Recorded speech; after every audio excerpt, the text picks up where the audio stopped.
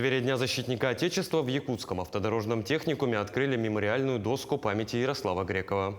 Он был участником СВО и служил в 14-й отдельной гвардейской бригаде специального назначения.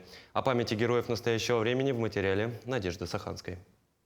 Греков Ярослав Анатольевич был студентом Якутского автодорожного техникума. В августе 2022 года он ушел из жизни в зоне специальной военной операции. Спустя некоторое время здесь, на стене учебного заведения, появляется мемориальная доска в его честь. Все это делается для того, чтобы нынешнее и подрастающее поколение знали о героях нашего времени. Он был воспитан в духе патриотизма и твердой решимости служить в рядах российской армии. По словам мамы Ярослава, Жанны Грековой, в 2017 году он заключил договор на контрактную службу и год назад отправился в зону спецоперации в составе 14-й отдельной бригады спецназа в качестве разведчика. Его жизнь, она была не случайна. Он был военным по своему признанию, по своему убеждению. Сначала, с февраля спецоперации, он служил, исполнял свой долг и погиб 23 августа.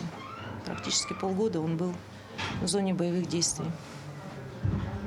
В Якутском автодорожном техникуме Ярослав окончил направление коммерсант на транспорте и после армии успел 3 года проработать по специальности. Педагоги вспоминают его как решительного, исполнительного и дисциплинированного юношу.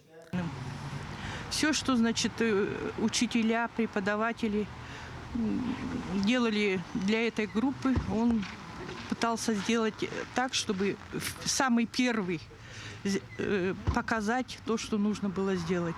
Это может быть какие-то самостоятельные работы, сделать реферат или доклады какие-то.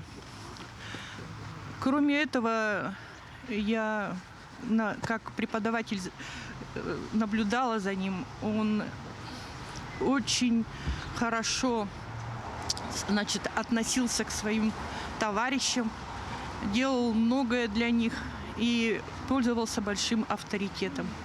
Молодой человек погиб в конце августа 2022 года и посмертно награжден Орденом Мужества. Надежда Саханская, Джулустан Иннокентьев, Якутск.